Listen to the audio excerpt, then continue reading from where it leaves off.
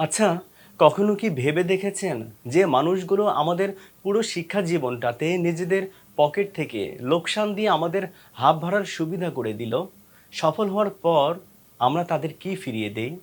আমরা কি আসলে কৃতজ্ঞ নাকি চরম অকৃতজ্ঞ এক জাতি?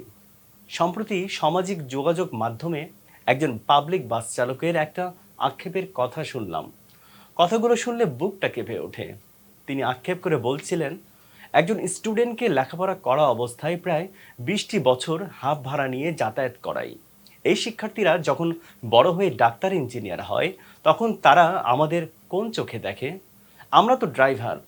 আমরা আমাদের সন্তান মনে করে, ছোট ভাই মনে করে তাদের কাছ থেকে হাফ ভাড়া নেই। কিন্তু তারা যখন বড় হয়ে প্রতিষ্ঠিত হয়, তখন কি আমাদের কথা একটুও মনে রাখে? তারা যখন বড় ডাক্তার হয়, আমরা কি তাদের কাছে গেলে তারা আমাদের কাছ থেকে হাফ ভিজিট নেবে? কথাটা কিন্তু মিথ্যা না। তাদের সারাটা শিক্ষা জীবন আমরা হাফ ভাড়ায় পার করে দিলাম। অথচ সেই শিক্ষার্থী যখন বড় হয়ে স্যুট টাই পরে, গাড়ি থেকে নামে, তখন এই ড্রাইভার হেল্পারদের ন্যূনতম মূল্যায়নটুকু করে না।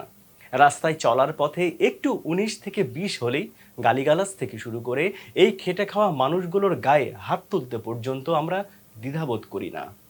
যে মানুষটা আপনাকে ২০টা বছর ধরে ছাড় দিল, আপনি তাকে সামান্য একটু ভুল করার কারণে মানুষ বলেই গণ্য করছেন না।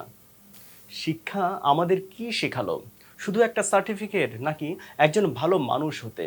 ড্রাইভার বা হেল্পার হয়তো পড়াশোনা করতে পারেনি, কিন্তু তাদের আত্মত্যাগ ছাড়া আমাদের মতো মধ্যবিত্তের পড়াশোনা শেষ করা অসম্ভব ছিল। ডাক্তার, ইঞ্জিনিয়ার কিংবা বড় অফিসার হওয়ার আগে চলুন একজন ভালো মানুষ হই। পেশা দিয়ে নয়, মানুষকে মানুষ হিসেবে সম্মান করতে শিখি। অন্তত সেই মানুষটাকে তো সম্মান করি যে নিজের অজান্তে আমার সাফল্যের পেছনে একটা অবদান রেখে গেছে। ভালো থাকবেন সবাই।